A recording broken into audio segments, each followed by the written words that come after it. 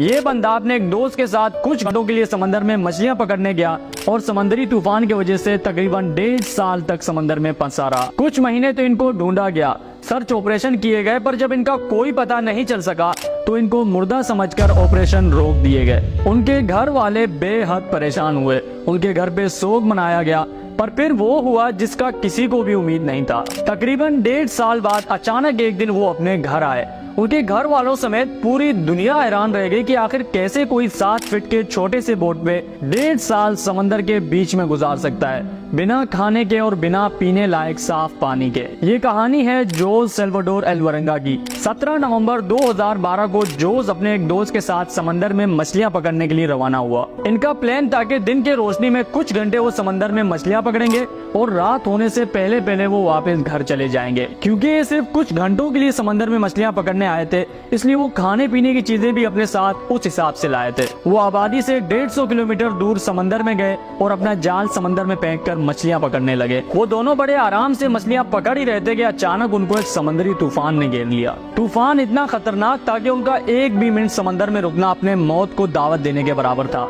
इसलिए बिना ज्यादा सोचे उन्होंने वापसी का प्लान बनाया और अपनी कश्ती वापस आबादी की तरफ मोड़ दिया। 3 घंटे फुल स्पीड में बोट चलाने के बाद अब वो आबादी के इतने करीब आ गए थे कि उनको मेक्सिको की पहाड़ियां साफ साफ नजर आ रही थी। इन दोनों ने सुकून का सांस लिया और बोट का स्पीड भी पहले से कम कर दिया। पर उनके वहमो गुमान में भी ये बात नहीं था कि मंजिल के इतने करीब आकर भी वो अपने मंजिल पे नहीं पहुंच सकते, बल्कि एक बहुत बड़ी मुसीबत उनका इंतजार कर रही है। कुछ मिनट के सफर के बाद इनकी बोट अचानक रुक गई। चेक करने पे पता चला कि बोट में फ्यूल बिल्कुल खत्म हो चुका है। अब ना इनके पास चप्पू थे कि वो खुद बोट को किनारे तक ले जा सके और ना आसपास कोई कश्ती या बोट थी जिससे मदद लेकर वो किनारे तक पहुंच सकते। अब वो पूरी तरह समंदर के रहमो करम पर थे। पर खुशकिस्मती से उनके बोट में एक रेडियो सेट था जिससे उन्होंने अपने बॉस को सिग्नल भेजा कि उनकी मदद की जाए। उनके बोट में फ्यूल खत्म हो गई है। उनको लगा कि अब कुछ मिनटों में उनके बॉस की तरफ से मदद आ जाएगी और वो रेस्क्यू किए जाएंगे, पर ऐसा नहीं हुआ। 1 घंटा गुजर गया पर उनके बॉस के तरफ से इनके लिए कोई मदद नहीं आई। इंतजार में अब उनके रेडियो की बैटरी भी खत्म हो गई थी और इनका राब्ता बाहरी दुनिया से पूरी तरह खत्म हो गया था। वक्त गुजरता गया, यहाँ तक के दिन से रात हो गई पर उनको अभी तक रेस्क्यू नहीं किया गया था। और अब आराम से उनकी कश्ती भी गहरे पानी में ड्रिफ्ट होना शुरू हो गई और आराम से समंदरी लहरें इनको पैसिफिक ओशन में ले गई। पैसिफिक ओशन दुनिया का सबसे बड़ा समंदर है, जहाँ अगर कोई बहरी जहाज भी अगर गुम हो जाए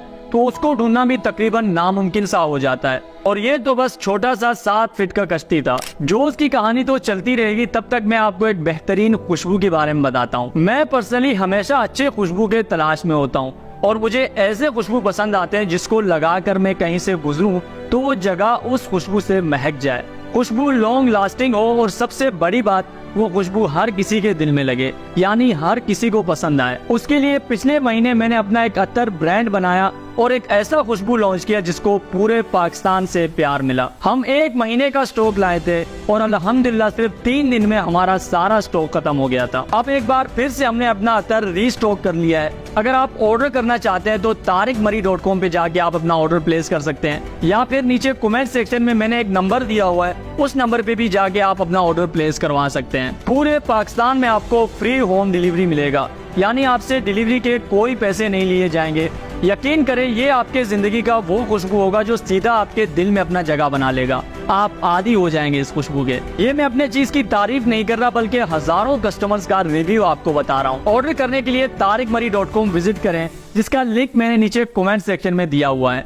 बैक टू द स्टोरी। 1 हफ्ता गुजर गया उन दोनों को समंदर में। उनके पास जो खाने पीने की चीजें थी अब वो भी खत्म हो गई थी और जो थोड़ा बहुत उम्मीद था बच जाने का, अब वो भी नहीं रहा था। उनको अच्छी तरह समझ आ गया था कि अब उनके बचने की कोई उम्मीद नहीं और उनका मरना तय है। पर उन्होंने हार नहीं मानी। उन्होंने अपने हाथों से मछलियां पकड़ी और उनको कच्चा खाना शुरू किया। जाहिर है ये आसान नहीं था उनके लिए, पर जिंदा रहने के लिए उनके पास और कोई चारा नहीं था। और प्यास बुझाने के लिए वो कछुओं को पकड़कर उनका खून पिया करते थे और अगर कभी बारिश हो जाए तो बारिश का पानी स्टोर करके वो पिया करते थे।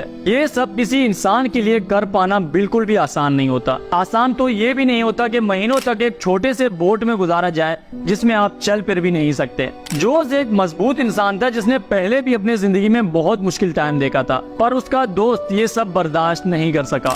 4 महीने उस कश्ती में जिंदगी के इंतजार में गुजारने के बाद उसके दोस्त ने समंदर में छलांग लगाकर अपनी जान ले ली। अब जोस बिल्कुल अकेला पड़ गया था। पहले कम से कम उसके साथ बात करने के लिए तो कोई था, पर अब वो भी नहीं रहा। चारों तरफ जहाँ भी नजर घुमाता उसको एक खौफनाक समंदर दिखता, पर हार मानना शायद उसने सीखा ही नहीं था।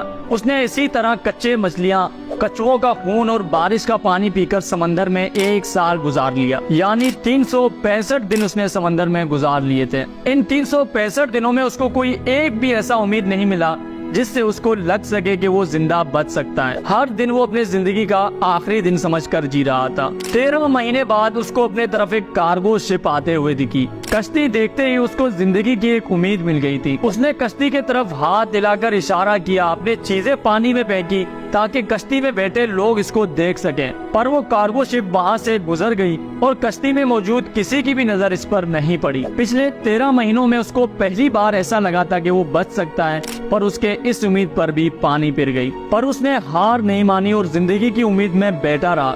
यहाँ तक कि 1 महीना और गुजर गया, यानी पिछले 14 महीनों से वो समंदर में था। उसके घर वाले और फैमिली मेंबर्स ने भी उसके आने की उम्मीद छोड़ दी थी। सबके नजर में वो मर गया था, पर असल में वो जिंदा था और हर दिन मौत से लड़ रहा था। इन 14 महीनों में जोस अपने छोटे से कश्ती में 12,000 किलोमीटर का सफर कर चुका था और अब उसके कपड़े भी फट गए थे और हिम्मत भी खत्म हो गई थी।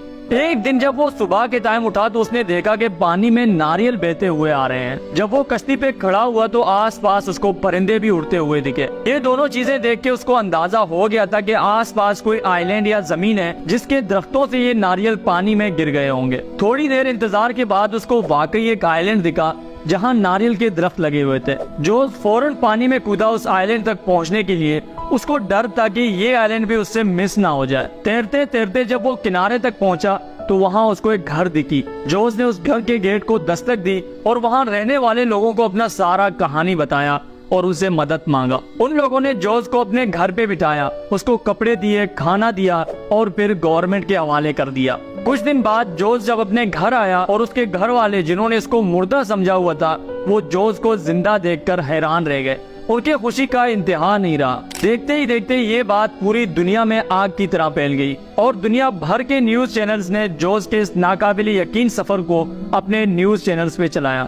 बाद में जोस ने अपना एक बुक भी लिखा जिसमें उसने अपना ये सारा सर्वाइवल स्टोरी बताया और उस बुक का नाम था 438 डेज।